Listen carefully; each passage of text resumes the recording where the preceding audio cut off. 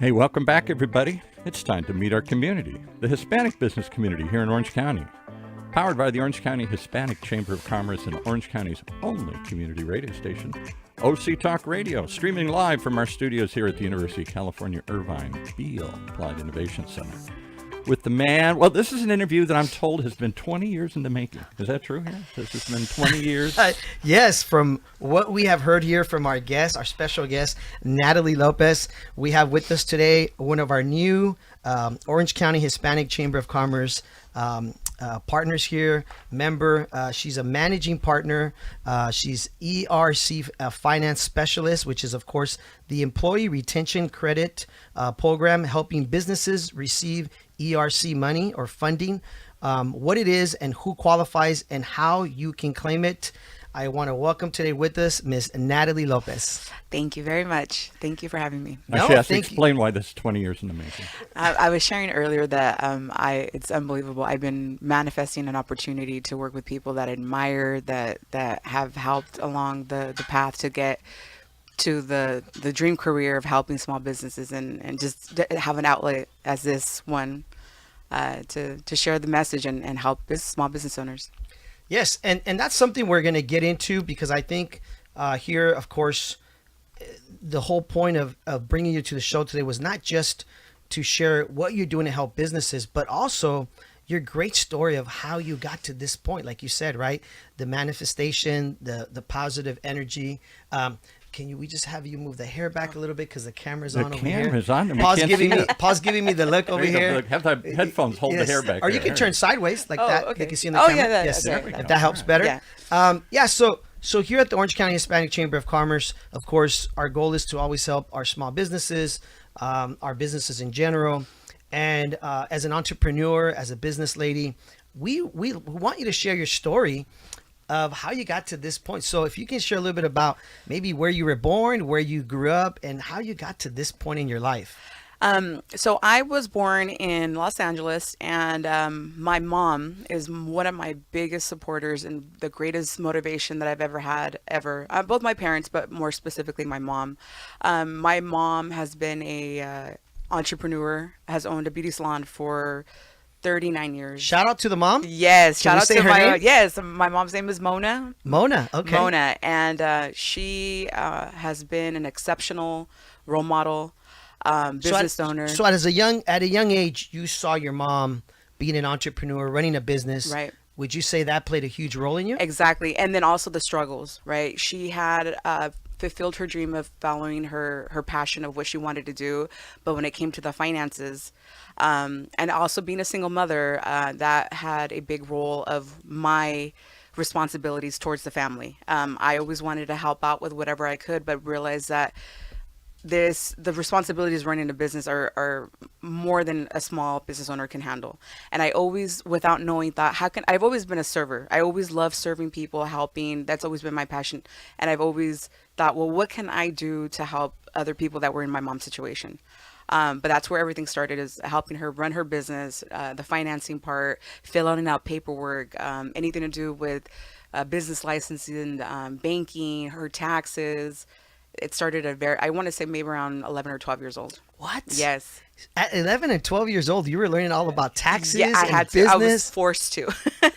But there's an old saying that says if you hang enough long enough at the barbershop, you're bound to get a haircut. Yes. I think a lot of like celebrities or fame. I think Denzel Washington always says that on one of his videos.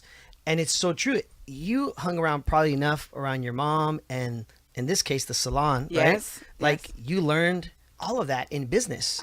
I definitely. Something you don't learn in college No, at a young age no. or high school. The other important factor, I don't think I've ever mentioned this with anybody, is that my mom's beauty salon is located in downtown Ontario, and right in front was a Citizens Business Bank. Okay. And I got to see her treatment of where she would treat anywhere from a business owner to the employee to everybody got this amazing treatment, but the conversations were completely different that I would be able to listen in on of how, day-to-day responsibilities from different roles of people. So that also helped. We were, when I didn't know what I wanted to do career-wise, I would just be able to ask, because it was a family, a lot of family clients. They're still with her to this day. She still has a salon. She does. She's No? still in the same location. Wow. She's been featured in the local newspaper. She's very committed to the community in Good for her. in Ontario. It's Yeah. hard to keep a business for such a long period of time. Right. So obviously she's doing something right. Yes. So yeah, at a young age, this is happening to you. You end up obviously entering high school. At that point, what is the next step for you? The next step is that one of her clients offered me a position to work in a manufacturing company, and I thought, perfect, I'll go to school and work in the office. And it was a manufacturing company based out of Inland Empire, but did business in Tijuana, Mexico. Okay. And I started, he's like, I think you'll be good in sales. You have a good personality. You got to talk. I didn't know what sales were. You're new. You're eager to work. And I didn't want to work in a beauty salon. So anything other than that, it just. Oh, mom, don't listen to that, mom. Sorry, mom. I learned the values, but I just wanted to have, Maybe you just wanted something different. a little bit, yeah. Right? I just wanted to branch out into something different. And I was given the opportunity. And again, I was put in a situation where you just hands-on. I'm not sure what it is, but let me find out, because I was groomed. You're a problem solver. I am. And you have to do it with a smile, right? And I've learned also that asking politely for any type of help is always given to you. It's just the mannerism But behind these it. are key people skills. Yes. You think you're just born with it? I think so. I think so. And also I've learned how to key into it and just grow from it. I've never been one to be too shy to ask for help or to offer my help. And I think that's been one of the major roles of keys to my success. Were you that student in class who the teacher was like, Yeah, please be quiet. Or then I'd be like, can I help afterwards? Or she's new, she's lost. Let me help. I always wanted everybody to get along, and I still do. But yeah, it's been you're part a of my people personality. person? That's good. I try to be, yes. And so you're working at this manufacturing company. Yes.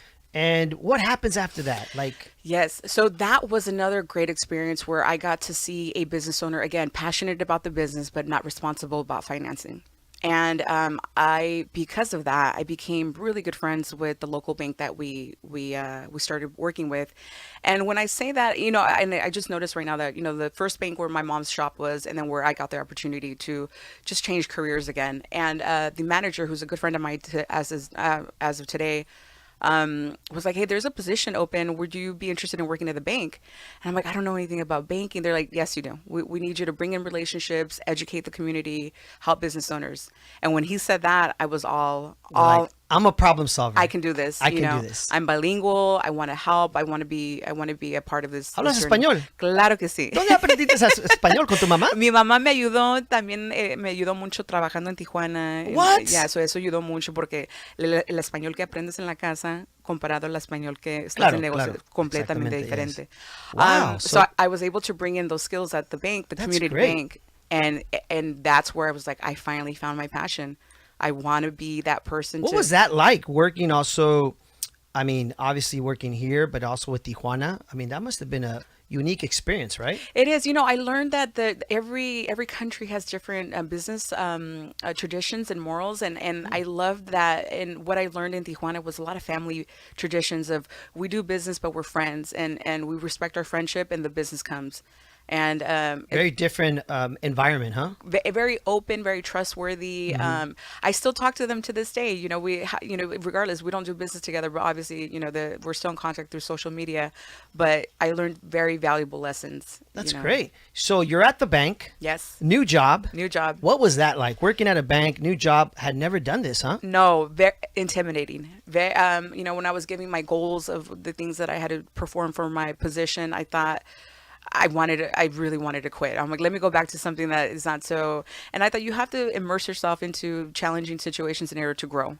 And I thought, and of course, the support of that bank is unbelievable. I still bank with them now. But they were so supportive and patient with me and just held my hand and just, we're here to help. All you're doing is just being a voice for us and letting the community know about us. Well, I'm assuming that in that position of such a intense environment that you had never been in, Right. you just learn on the curve, huh? And you're one of those, like Johnny on the spot. I'm gonna learn on the curve, and I'm gonna learn from, because it seems like you're also somebody that appreciates a good mentorship, I guess. Yes. Right? Yes. I think I wouldn't be where I'm at without my mentor, starting with my mom. She's always been a mentor, and it's always like, work hard, don't complain, keep going, and be polite. And along the way, I have unbelievable people that have assisted in grooming me into becoming the best version of myself. We like to go into these stories because we have a lot of our listeners being, of course, not just our members, but also our mentees from our mentorship program.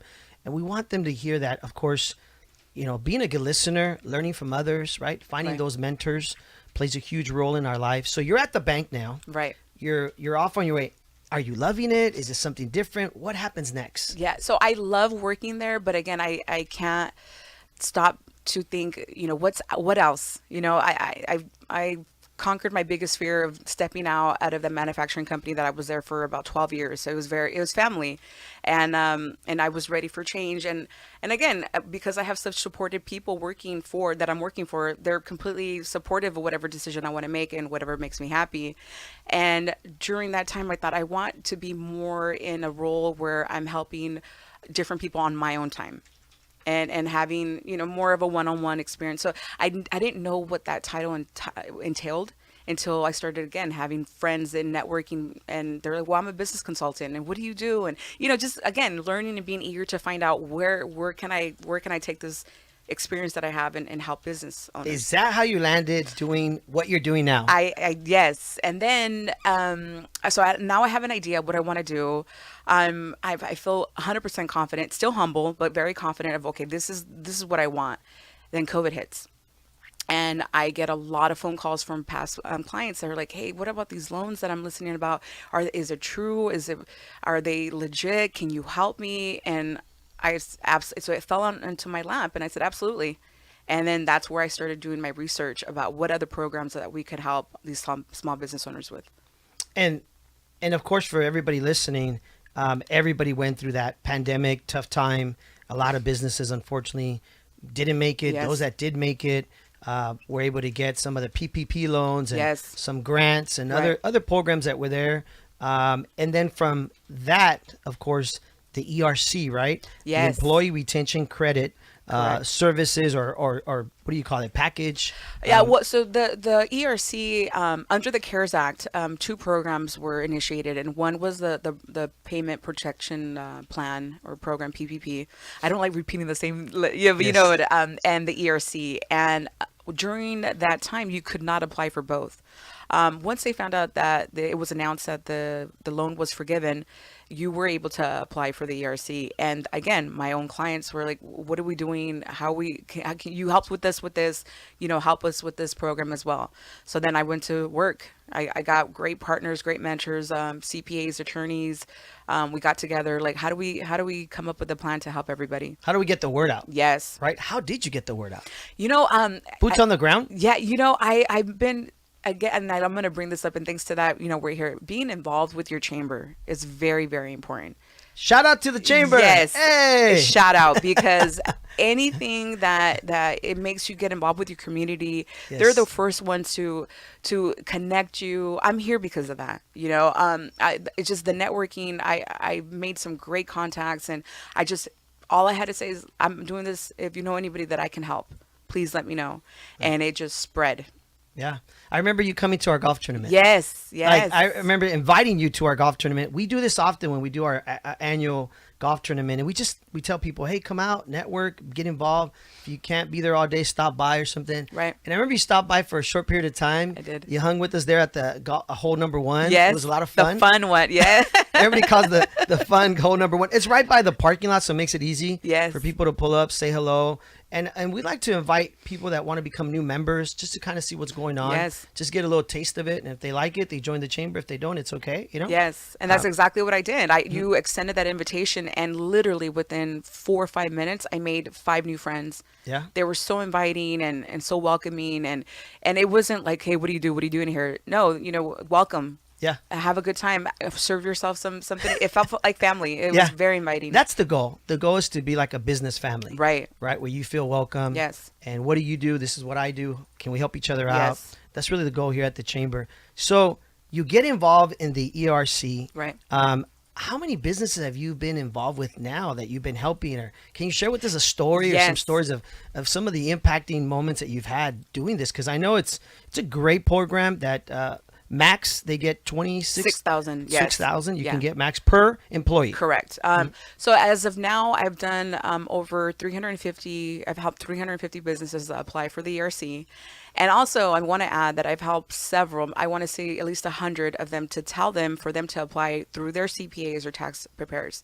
I always like to announce that you do not have to use my company, my services, but please reach out to the people that you trust. Yes. With your finances, with your taxes to apply for this program. That's very nice of you. Yeah, yes. No, but that is. I mean, most people would be like, call me only. Don't call nobody else. No. I just want you to know about yeah, it. Yes. But the fact that, again, you're that problem solver, and it probably goes back to the ethics that your mother raised you with, Yeah. and taught you, right? You shared Yes. some of those values earlier that she said, hey, if you're going to go out to the world and do these things, do them this way. Correct. Right? Yes. And that says a lot about you, and it says a lot about who's going to do business with you. Right. Because they're going to share a lot of important and personal information of their business with you. Yes. Right? Yes. It's very So confidential. trust is very important there. Very much so. And I feel sometimes, when you go with a doctor, right, that you feel comfortable with them because that's what they do.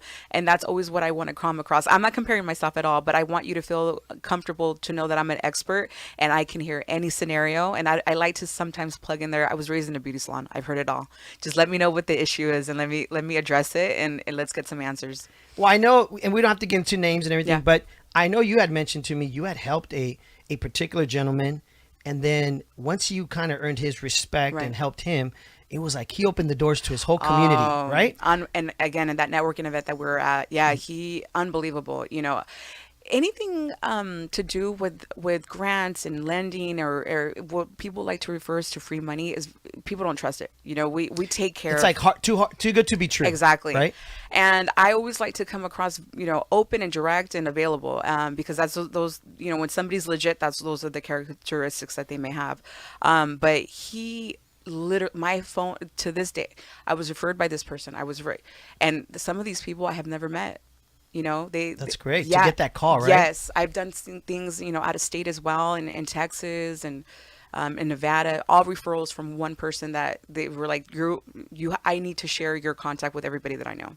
Well, and not only that, but you earned their trust. Yes. It wasn't like just given. It was like you showed down the way, Right. And you had obviously great reviews. Yes. Yeah. Yeah. We were able to get the first person that he referred, over $800,000 in an ERC credit.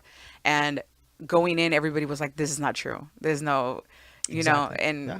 a couple. And it's there. It is. It's there to take. It is. But if you don't apply it to it, right, you're missing out. You are. Yeah, you do. There is a window of this program running out. You have 3 years when this program started, and it started in 2020 of Q2. So this year, Q2 has, as it ends, each quarter that passes by is a less quarter that your company can qualify for the ERC. Less money. Less money. Yeah. So, folks, if you're listening and you own a business Yes. or you work for a business that maybe doesn't know about this, Yes. you could always run to your boss and be that hero, Yeah. Yes. right? And tell your boss, hey, boss, have you heard about the ERC? Yes. What are you talking about? Leave me alone. Right. You can get X amount of dollars per person that Yeah. works here. Yes. And they may be like, no, I don't believe it.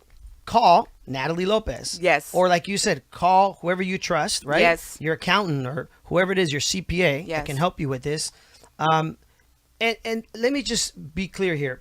I think it's important people understand that you're not doing this because, there's a hidden agenda. No.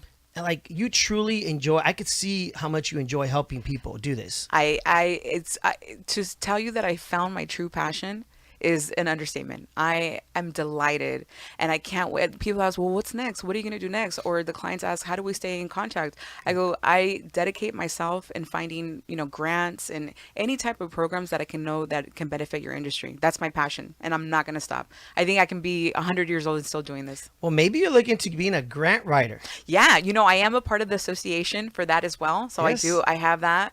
I also recently signed up to go back to school to get everything. I'm excited. I love learning and I love passing on the knowledge. Yes. Now, what happens if somebody is listening right now to you and says, I want to call you. How do I get a hold of you? Where do they find you? Can you share with everybody the process? What happens? Okay. So you can find me on my website. It's lopezfinance.com and LopezFinance.com. Yes. We want to make sure we're very clear. Lopez, so Lopez. Yes. Finance.com. Correct. Okay. And you'll see my picture immediately, so you'll know it's me. And it's a very simple landing page, but my contact information is on there. Okay. I am very happy to answer phone calls immediately. Okay. I don't like to hold on because my conversations are very direct, and I'm able to help and ask. Within a couple minutes, I can tell. And they can even text you, right, from that Yes. number or whatever, and just be like, "Hey, can Yes. you call me back?" Correct. Because I know people are big into texting. They and are. then also Instagram, right? I Yes, think you're on there. Yeah, ERC_Lopez is the username. So If they want to add you there and send you a Yes. message and just start asking you some questions, yes, right?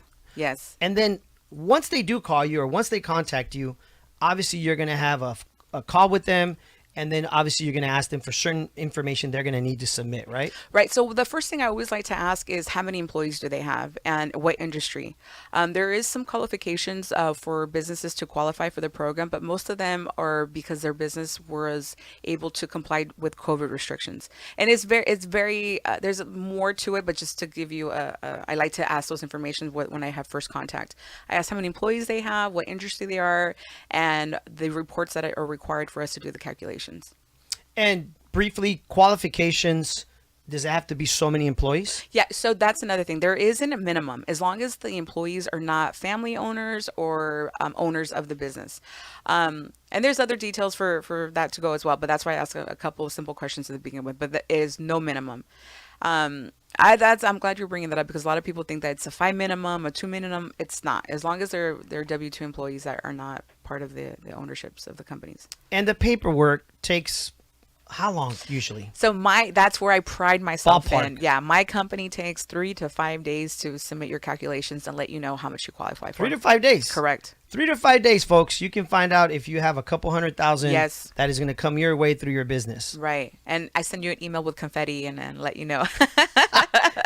She makes it fancy. She makes it fancy and fun. I put a little twist to it because it's exciting. A lot of companies don't realize, when they tell me when I get somebody $1 million in ERC, they're really ecstatic. And I tell them, you pay $3 million each quarter in payroll salaries. That this is a small fraction of what, your company pays out every quarter. And that's, I think, part of the education, right? Right. That you're doing in this service.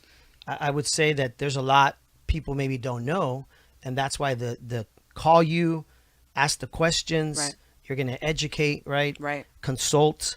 And that's why there's a small fee, right? Yes. That's a percentage. Right. That's charged once they get this funding, right? Right. Right. And I know you mentioned before at other events I've seen, it's based on how much you're helping them collect. Correct. Right? Yeah. It varies. And again, it's just I want you to apply for this. Yeah. I You don't can't do it for free. Yeah, I mean, we'll do come it. on. Yeah, no, it's a lot of work. I got to It's a lot of support my time. mom. Yes, you got bills to pay. You got bills to pay.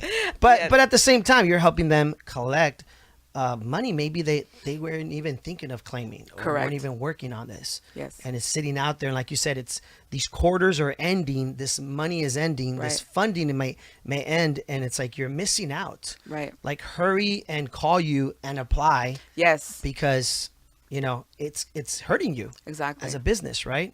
What's next for you? What I know you want to go to school and do all these things, but what's next for you as far as just family or what's next for you in the future? What's next that I've been very lucky enough to be, in my personal life, I have a partner who's supportive of all my dreams. And he's here with us. You just can't see him. Yeah, no, he's been my rock, and it's unbelievable when you have the right friends, the right personal person in your life, the world is your oyster, right? Anything you're capable of. I have a very nice wedding venue, just so you know. My buddy has a very nice 20-acre wedding venue. It's actually up in Riverside. There you go. So I'll take you on a tour. Yes. No pressure. I would love that. But what I see, I finally, again, the next thing that's challenging, I would love to pursue and be a tax attorney. Okay. And I want to help. The IRS isn't scary. They're there to help. And I just see a lot of people, I want to take away that misconception that, if they get themselves in situations, but they don't find the right person to represent them, or just to help them walk them through that's the goal. So I think I will continue helping businesses with grant programs or opportunities, but with the background in pursuing. That's interesting you say that. I helped start about 12 to 15 nonprofits through a buddy of mine who helped start nonprofits. And I was always very fearful of the IRS and all that stuff. And so when people would say, John, I need help doing X, Y, Z, I said, look, call the professional. Right. He knows that stuff. Yeah. I don't. Yes. I don't want to give you the wrong information.